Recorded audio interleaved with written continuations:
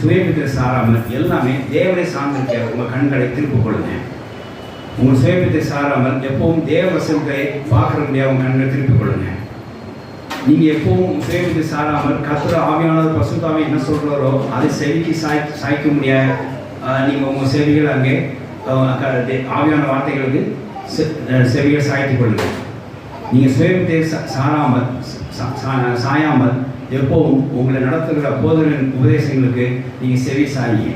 இப்படி நீங்கள் தேவனுடைய வார்த்தைகளுக்கோ பசுத்தாவின் நடத்துகிறவர்களுக்கோ பசுத்தாவின் பேசுகிற வார்த்தைகளுக்கோ உங்களை உபதேசிக்கிற உங்கள் போதர் வார்த்தைகளுக்கும் நீங்கள் செவி சாய்த்தானால், நீங்கள் இவர்களை சார்ந்து ஆனால் கர்த்தர் உங்களை கிறிஸ்துக்களை எப்போ வெற்றி சிறக்க பண்ணி உங்களை செம்மையாக்கி தேவனை அறிகிற வாசகம் வீச செய்து உங்களை சாட்சியாக வைப்பாராக. ஆமென். ஹல்லேலூயா, ஹல்லேலூயா.